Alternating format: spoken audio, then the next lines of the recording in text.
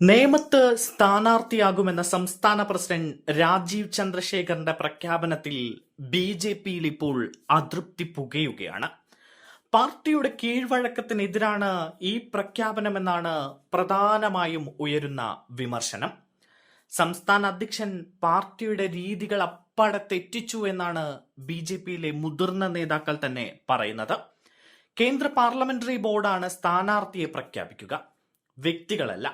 പാർട്ടിയുടെ രീതികളാണ് പ്രധാനമെന്നാണ് ഒരു വിഭാഗം നേതാക്കളുടെ പരാതി. സംസ്ഥാന നിയമസഭാ ചരിത്രത്തിൽ ബി.ജെ.പി ആദ്യമായി അക്കൗണ്ട് തുറന്ന നേമത്ത് ഇത്തവണ മത്സരിക്കുമെന്നാണ് രാജീവ് ചന്ദ്രശേഖർ കഴിഞ്ഞ ദിവസം മാധ്യമങ്ങൾക്ക് മുന്നിൽ പ്രഖ്യാപിച്ചത്. നേമം തനിക്ക് പ്രിയപ്പെട്ട മണ്ഡലമാണ് എന്നും അദ്ദേഹം പറഞ്ഞിരുന്നു.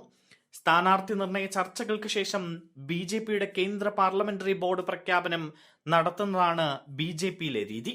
എന്നാൽ പതിവ് രീതിക്ക് വിപരീതമായി സംസ്ഥാന അധ്യക്ഷൻ തന്റെ സ്ഥാനാർത്ഥിത്വം സ്വയം പ്രഖ്യാപിക്കുകയായിരുന്നു. വിഷയത്തിൽ പാർട്ടിയിലെ മുതിർന്ന നേതാക്കൾക്കടക്കം കടുത്ത അമർഷമാണുള്ളത്. പാർട്ടി രീതികൾക്ക് വിരുദ്ധമാണ് പ്രഖ്യാപനം. പ്രധാനമന്ത്രി നരേന്ദ്രമോദിയുടെ സ്ഥാനാർത്ഥി നിർണയം പോലും പാർട്ടി രീതികൾ അനുസരിച്ചാണ് നടന്നത്. പാർട്ടിയുടെ രീതികളാണ് പ്രധാനം, അല്ലാതെ വ്യക്തികളല്ല എന്ന കാര്യം രാജീവ് ചന്ദ്രശേഖർ മറന്നു എന്നും നേതാക്കൾ ഉന്നയിക്കുന്നുണ്ട്. ബി.ജെ.പിക്കകത്തെ ഒരു വിഭാഗം മുതിർന്ന നേതാക്കൾക്ക് രാജീവ് ചന്ദ്രശേഖറിന്റെ നടപടികളോട് അത്ര താല്പര്യമില്ല.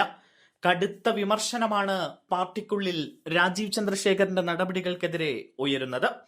രാജീവ് സ്വന്തം താല്പര്യം അനുസരിച്ചാണ് പ്രവർത്തിക്കുന്നത് എന്ന വിമർശനം ഉയരുന്നുണ്ട്.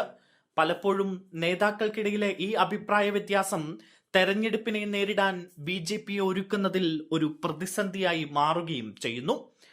കെ സുരേന്ദ്രനും രാജീവ് ചന്ദ്രശേഖരും തമ്മിൽ അത്ര അടുപ്പത്തിലല്ല എന്ന മറ്റൊരു ശ്രുതി കൂടി നിലവിലുണ്ട്.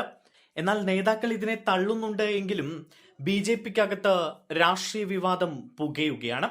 തെരഞ്ഞെടുപ്പ് അടുക്കുന്ന ഈ സമയമായതുകൊണ്ട് തന്നെ പരസ്യ പ്രസ്താവനകളില്ല. രാജീവ് ചന്ദ്രശേഖറിന് തദ്ദേശ തെരഞ്ഞെടുപ്പിലും നിയമസഭാ തെരഞ്ഞെടുപ്പിലും നേട്ടമുണ്ടാക്കി കൊടുക്കാൻ കഴിയുമെങ്കിൽ അത് രാജീവിന് ഗുണമാകും. അല്ലെങ്കിൽ ഒരുപക്ഷെ പാർട്ടിയിലെ മുതിർന്ന നേതാക്കൾ തെരഞ്ഞെടുപ്പിന് ശേഷം കൂട്ടത്തോടെ രാജീവ് ചന്ദ്രശേഖറിനെ കടന്നാക്രമിക്കുമെന്ന കാര്യത്തിൽ സംശയമില്ല.